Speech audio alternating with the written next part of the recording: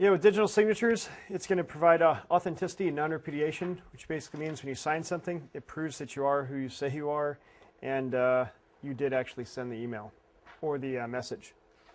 Again, with a lot of files, you can do digital signatures like on PDFs as well, and it proves that the person who sent it is the one who sent it. Okay, DSS, Digital Signature Standard, can be used through DSA, RSA, and ECDA, or ECDSA, which is going to be Elliptical Curve Cryptography DSA. The birthday attack is going to basically be a collision attack. It's where if you grab two random strings, you're far more likely to find a collision than if you pick a very specific string and then try to find the variables that will make a collision.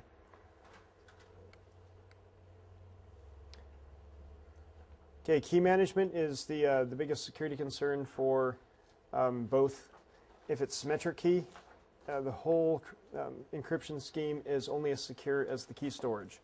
If one key gets stolen or compromised, the whole crypto system has now been compromised.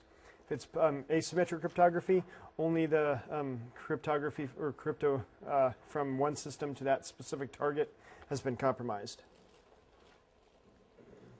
Okay, these are terms just memorize. Registration authority. This does not give certificates. This just proves that the person is who they say they are. Certificate authority generates the digital certificates and maintains the certificate.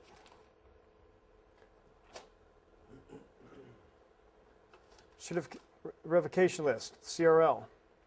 Certificates can become revoked, and instances that become revoked is they've been stolen. The person knows it's been compromised. It's then pushed on the CRL. There's also a certificate directory. It's the storage or potentially even a keyring, keychain. Stego.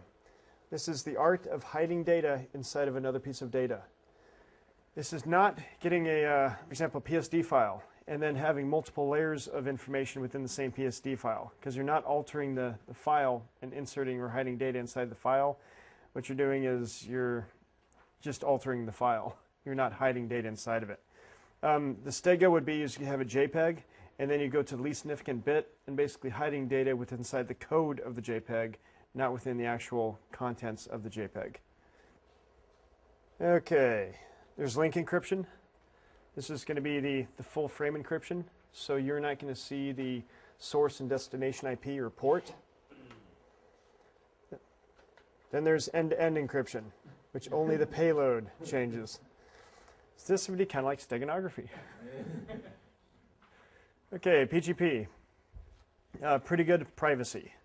Definitely something to know for the test. It's been a very pivotal tool within the cryptography realm. Philip Zimmerman is another pretty important person, or VIP within the encryption realm. Know your SHTTP, which is secured HTTP. It's not used anymore, but basically makes use of like PKI, which makes it to where both sides have to have a certificate. HTTPS uses SSL. And SSL, what type of encryption does it use? Asymmetric or symmetric? Both. It does its key exchange through asymmetric and then goes symmetric. Okay, something to memorize. SSL transport layer. And that's why. Pretty picture. SMIME allows you to do encryption, hashing digital signatures. It's a secure MIME, or email. SET, it's basically a defunct protocol, but it was developed by MasterCard and Visa to allow for more secure transactions. So definitely no SET.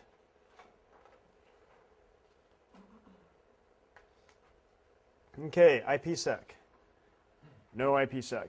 The IKE protocol for key exchange, the ISACAMP, the Internet Security Association and Key Management Protocol, and the Oakley Protocol.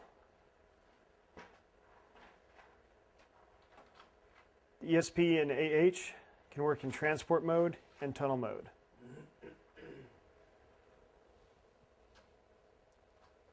Know the different attacks. Cipher text only. You only have the crypt stream. Known plain text is you have the plain text and its associated crypt stream. Chosen plain text is you can choose whatever the plain text is going to be to generate the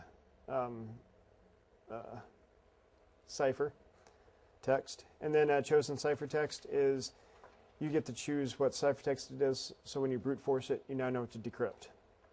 So when you have the chosen ciphertext attack, pretty much you have access to everything that they need. You're just trying to get the keys so you can reproduce it at a later time. Okay, is everybody comfortable with the man in the middle versus replay?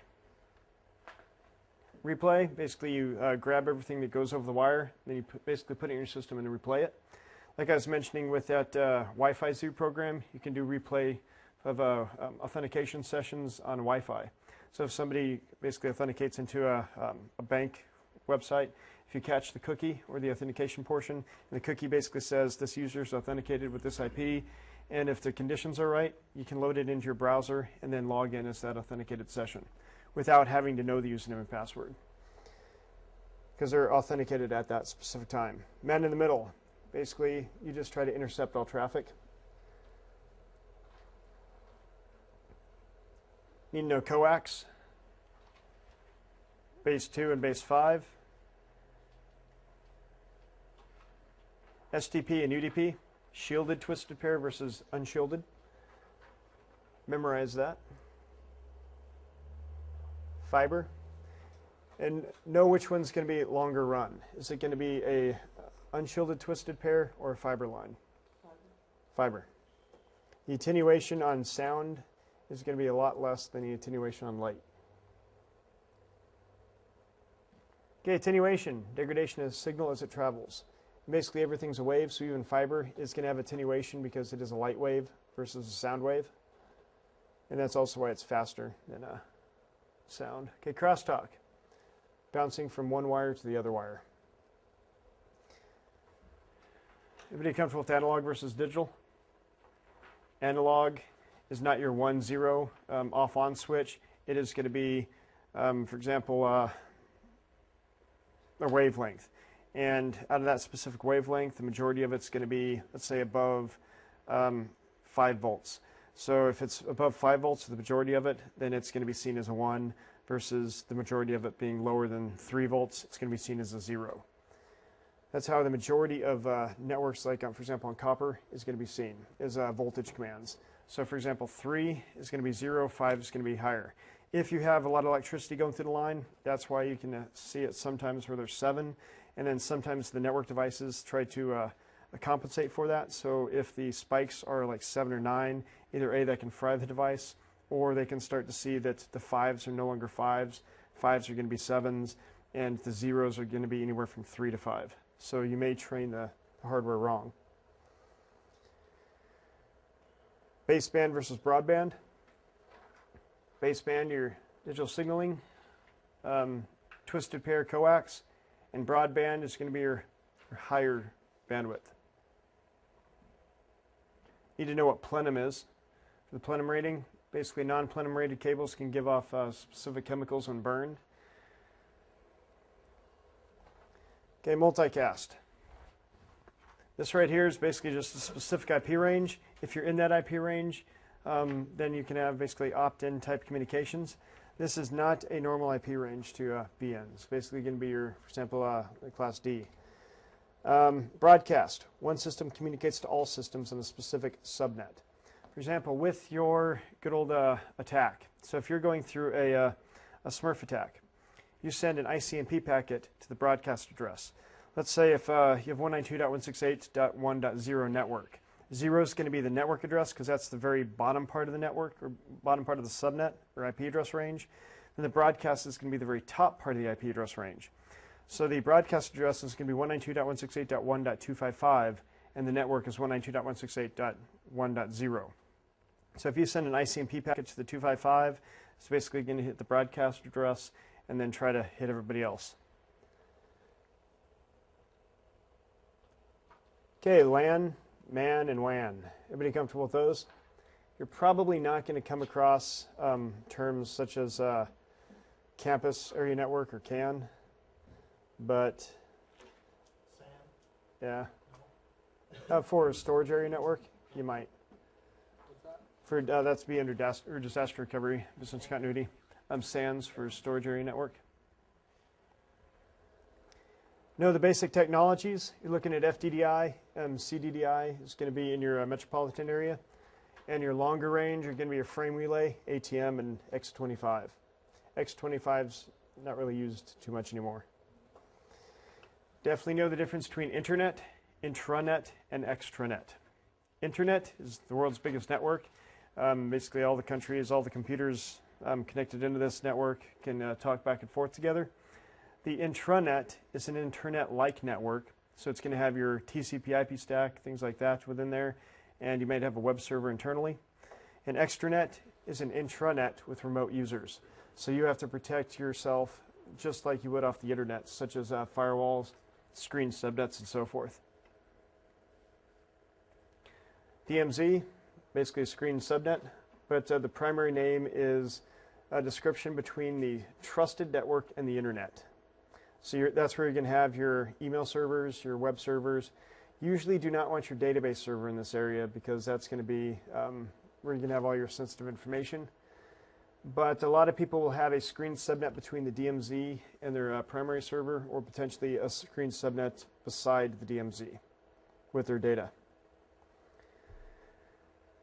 Bus can either do linear or tree topology. Bus characteristics, basically if one part of the bus fails, then the rest of the bus will also fail. Ring. Sometimes you're going to see this in a lot of larger networks. It basically has it to where it's one ring, and usually a token is passed during that ring. And what ends up happening is the person who's talking grabs the token and says, "It's my turn." If a node fails, it can negatively affect the surrounding nodes. Star just comes down to your switch and your hub. Your most common instance that's going to be your Cat5 cable or even a fiber line, but pretty much anything that you come into contact with some sort of switch or hub. Mesh, multiple connections to multiple nodes. A true mesh is every node connects to every other node. A partial mesh is the more common, to where you're going to have multiple nodes connecting to other multiple nodes, but it's basically going to interconnect where not all nodes connect to all other nodes. The internet is one really big partial mesh, because you're going to have specific, for example, cities having multiple routes to other cities. Memorize.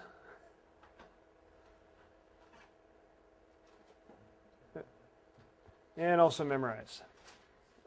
Collision detection, CSMA. Basically, this is going to be used in Ethernet. And CSMA-CA, which is collision avoidance, is going to be used in your wireless technologies, or 802.11. Again, memorize. 802.11b is going to be your 2.4 gigahertz at 11 meg. G is going to be your 2.4 gigahertz at 54. A is going to be 5 gigahertz at 54. And which one's going to be the shorter range? The 2.4 or the 5 gigahertz? Or actually the 5 gigahertz. The higher the number, basically the more up and downs in the frequency. Yeah, the shorter range. Yeah. The throughput on A should be the same as G. So they're both going to be 54. A and G, but the higher the signal, basically the more power you have to push into it because of the energy dissipation from point A to point B. So for example, like 900 megahertz phones, or if you're on that bandwidth, you'd actually get further signals at that same power output than the 2.4 gigahertz.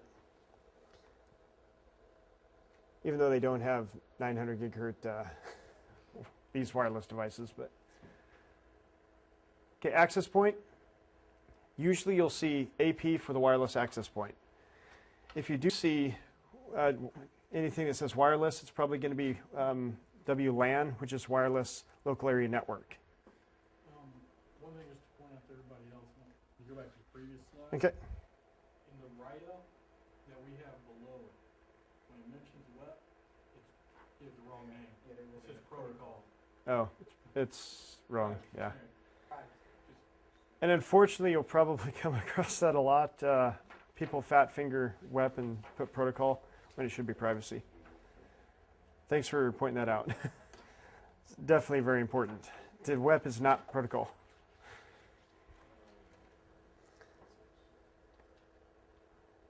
Okay, the WLAN. That's usually when you see the wireless LANs. If you do see WAP, that's usually going to be the wireless application protocol. Okay, WEP, wired equivalent privacy. Again, that's going to be the weak one because the key is shorter, and several other flaws. The IV does not vary enough. WPA2, Wi-Fi protected access. It's the update for WEP. Then WAP, wireless application protocol. When you went over the WPA before, you'd mentioned something you want to, as long as the password is long enough. At least for now. The longer the better, because when it comes down to WPA, at least for now, it was, or WEP, you're cracking the algorithm and not the password. So it doesn't really matter how long the password is or what characters you put in there, you're cracking the algorithm. With WPA, at least at this point, you're cracking the password, even though the half of it's already been cracked so far. So what it comes down to is the strength of the password until the rest of the algorithm is broken. There are actually some rainbow tables out there specifically for WPA. So if you have one of the top 1,000 SSIDs, that's the challenge about WPA, is that they grab your SSID and they hash it against your password. So it's going to be unique specifically to that SSID. So again, if you use the default and then put a basic password on there, chances are it's going to be brute forced really quickly. But if you have your own proprietary uncommon SSID or name, which could be your company name or some other numeric number or whatnot, and then a strong password, chances are that's not going to be in the rainbow tables that are floating out on the internet, and chances are people are not going to be brute forcing it. Because within the Church Wi-Fi, they have a rainbow table set specifically for WPA keys, which gets the top 1,000 SSIDs, and then basically a dictionary of 173,000 or some odd number of potential passwords, and then basically makes a database for each individual SSID. Kane also gives you the capability of creating a rainbow table for a specific target SSID. But again, that's going to take a while to generate. But yeah, to protect for WPA, change the SSID to something that's uncommon or not seen very often, and then have a very strong password. And then with that being said, if the individuals that have been coding for like aircrack and stuff keep on their white paper and keep up the research, there's a good possibility that might not even be safe enough either. You may have to go down to like your radius and then start other sorts of authentication, or specifically go and do nothing but VPN. So WAP, Wireless Application Protocol. So it's not a wireless access point. So if you do see the term WAP in the CISSP, read the question carefully, because more than likely it's going to be the actual protocol itself. They're usually going to use AP or access point for the wireless device. But if they're talking about hardware, then WAP could be used.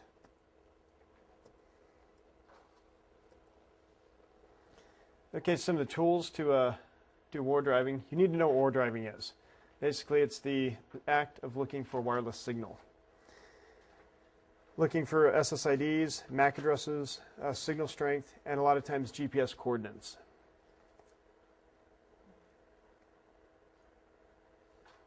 Okay, memorize. All people seem to need data processors, which is application presentation, session, transport network, data link, and physical layer. That's the OSI stack. And then the internet stack is going to be your application presentation session, which is your application stack. Then you have your transport, which is your host-to-host stack. Then you have your network, which is your internet stack. And then data link physical, which translates to your network access. Common port numbers, any things you've come across. For example, a less common one nowadays is your good old NNTP. How many people here know what port NNTP stands or is pushed on? Yeah, that's your good old news port. The 119. That's one that's not as common anymore as it used to be. You know, IP addresses is 32-bit. MAC address is a 48-bit hardwired. The MAC address is associated directly with the hardware. ICMP, Internet Control Message Protocol, that's going to be at the same layer as IP. So you have IP, ICMP, and then the next layer up is going to be your TCP, UDP. It's good to know the types.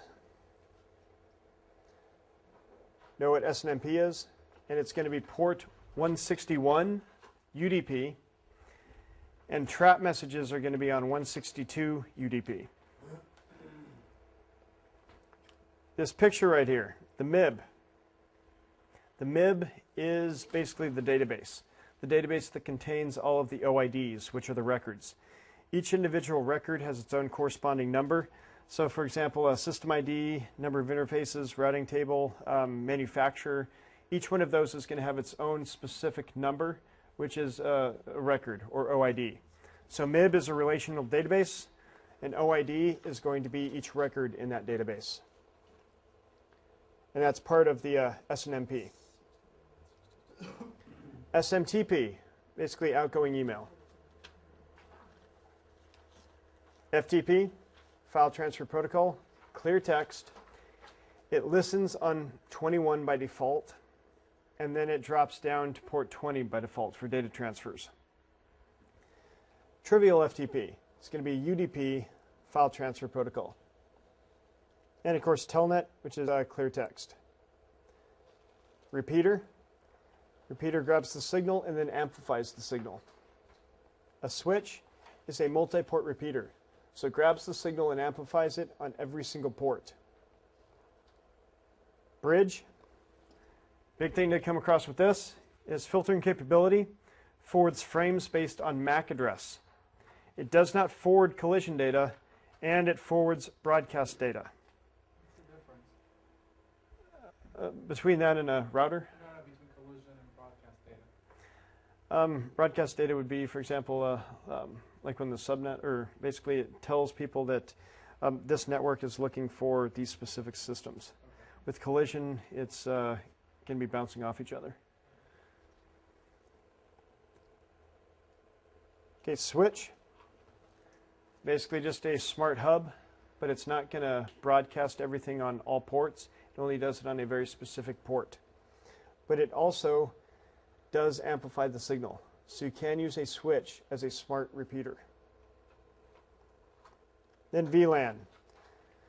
Basically makes virtual switches. So you can have one physical switch, and then you can have multiple VLANs on that physical switch. And what that's going to do is make a virtual sandbox for every port that's connected to that VLAN. So everybody on this VLAN, VLAN 1, can no longer talk to anybody else on any other VLAN. So you have to be within that virtual system. So basically makes it to where it minimizes on hardware, items like that. It can only be done on a switch. And then you have to have a router to transmit from one VLAN to a second VLAN. In reality, there's other ways of doing it, but for a switch, that's basically a test. That's what you need to know. It's the lowest level. Switch does VLANs, and then routers are able to transfer information from one to the other. Router characteristics. They do not use the MAC. They block broadcast and collision data. And then it works at the network layer, which is going to be your IP layer, not the MAC layer.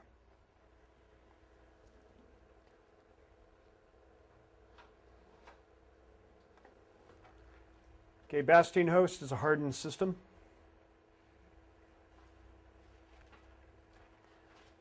Firewall types. Generation 1 is basically your router with an ACL on it. Then there's proxy, which is a more advanced firewall. Your stateful, which basically is that same type of scenario, has the ACL, but has a database on it to say who it was connecting to at what time, and if that's going to be allowed into the network. If it makes it to where you deny any going into the network, but somebody connects out, then that basically makes a pinhole within the network. That's a big issue with things like a go to my PC. A lot of people are trying to block that or ban those type of protocols, because what ends up happening is they use port 80. They go out to the internet, they log into a system out on the outside, and they do HTTP tunneling, and then it allows somebody from the outside to connect into that same service, log in, and because this system connected outbound, the traffic coming back in is now accepted in.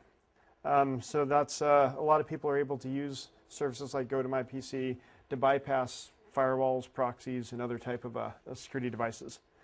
So it basically makes it a big security risk. So internal employees would be installing GoToMyPC Yep. on their work computer, going home, And then doing work at home. or Yeah. whatever. Yeah. Yeah. Or giving it a competition or whatever. Yeah.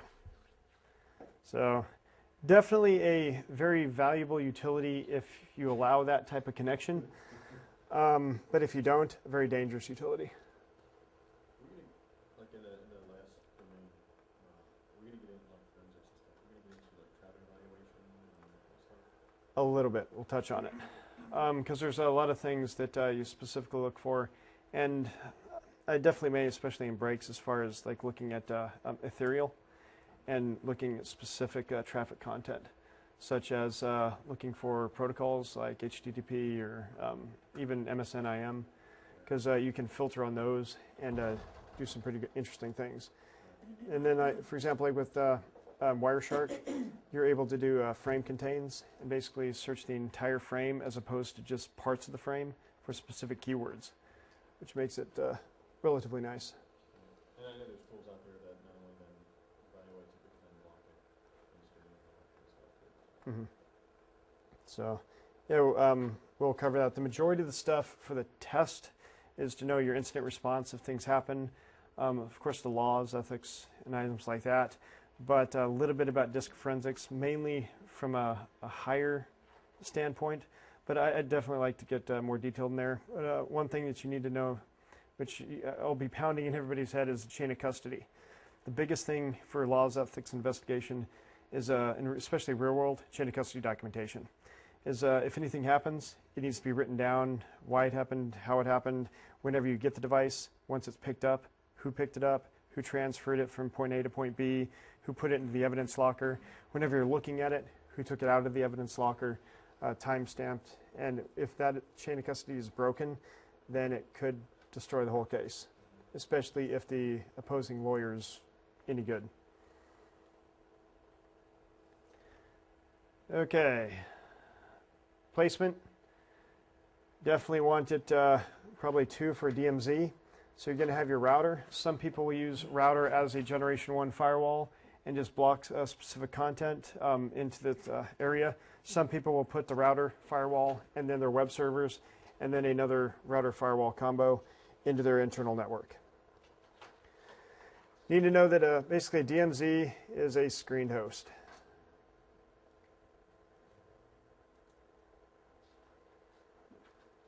Or a screened subnet, sorry. Okay. Now the different dial-up protocols and authentication protocols. The SLIP versus PPP. The SLIP is the older version. PPP is the replacement. PPP can use PAP, CHAP, and EAP. And then also Cisco has their lightweight EAP protocol called LEAP.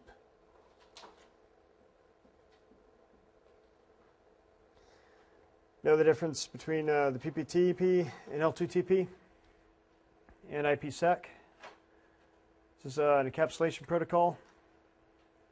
The L2TP does require IPsec for security. And when you have these type of VPNs, you're basically going to have full port access, because once you connect to the VPN, now you are now part of that network. But if you have an SSL VPN, it's only going to be port to port. And if you can have the split tunneling, if you have split tunneling, then you are part of that network and still part of your own network. If you don't, then it basically kicks you off that network and then pushes you to the other network, which is going to be the more secure route to go. I know a lot of VPN clients no longer allow you to do split tunneling, mainly because of security concerns. Because, of course, the users want split tunneling, but the business doesn't. Okay, DNS. It's going to be port 53. UDP for small queries. For large queries and zone transfers, it's going to be TCP 53. And basically, what it contains is your host name to IP address translation. NAT. You basically have a public IP address and a private IP address range, which technically the private IP addresses could be routable IPs, but it's basically you're trying to make it to where those IP addresses are being protected by one device.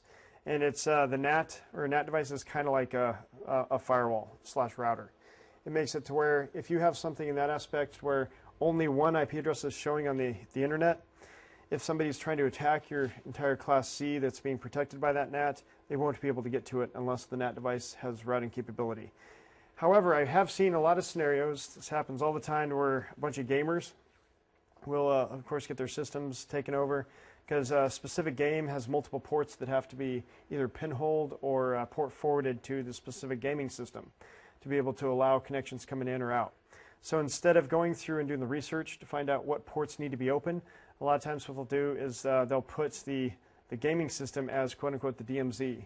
So they'll do all ports going to that outside IP address and forward to the inside IP address, which basically means that that system is just like sitting out on the internet unprotected. So that's definitely, if you can avoid it, not a good thing to do. Okay, fiber and SONET. You need to know FDDI is going to be your fiber. CDDI is going to be your basically your copper. You can have dual rings or 2 rings for fault tolerance. This right here you need to know as well. Fiber is going to be longer, so there's going to be less attenuation with light than there will be with sound, electricity.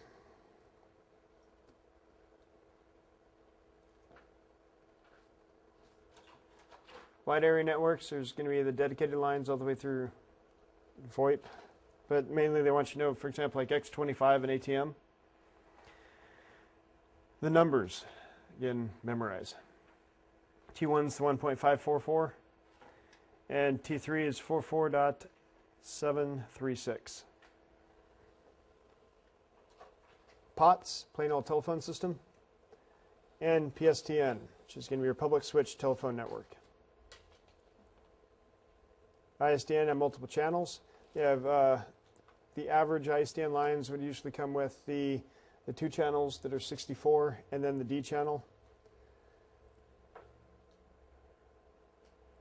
DSL usually works on your basic analog lines.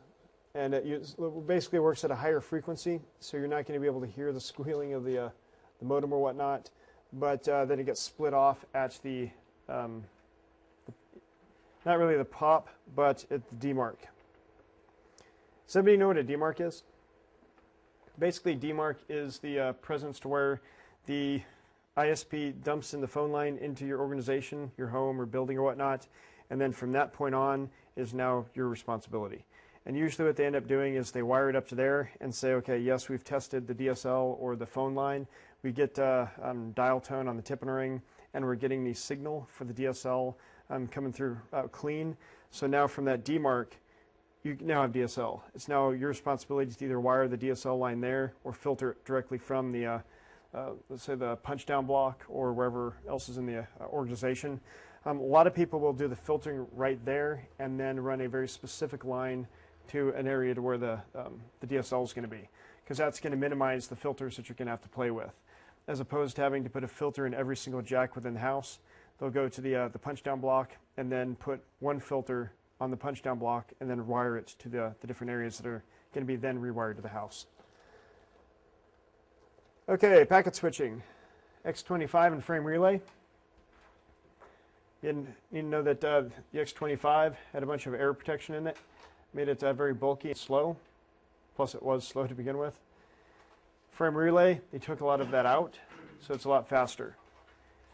The PVC and SVC for switched virtual circuit and CIR are important terms to know for frame relay. ATM uses a 53-byte fixed cell instead of varied lengths. Of course, there's multiplexing. VoIP, which is going to be your basically your voice over IP. And no PBX, which is going to be private branch exchange. This is going to be used primarily for your good old PSTNs, but you will also hear the terms, for example, like the asterisk PBX. It's a VoIP PBX. So it allows people to do the voice over IP, connect to a system, and then hook that system up to a PSTN line.